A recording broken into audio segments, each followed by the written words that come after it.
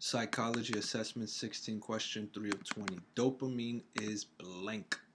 So we discussed dopamine in our previous assessments. We described it as a neurotransmitter.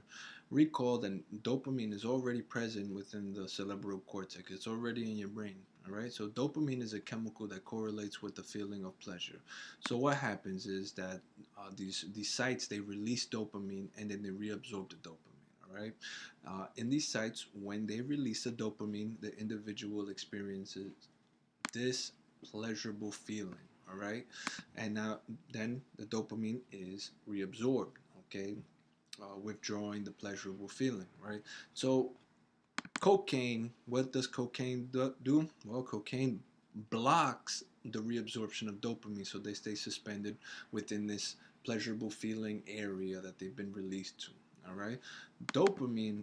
Recall that it's already within the cerebral cortex. It's a neurotransmitter of pleasurable feeling, right? So it's not only dependent on the consumption of cocaine or psychoactive drugs or addictive drugs.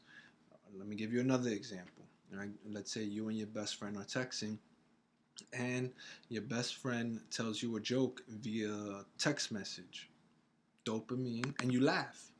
You know, you got some form of pleasure from it. Dopamine was released from its site. All right, you laugh, you laugh, you laugh, you laugh, and then you stop laughing, and then okay, you regulate your happiness. It goes back to its set point, and that's when the reabsorption of dopamine happens. Okay, when you go back to your set point of happiness, we'll say, or neutrality. That's a better way of putting it.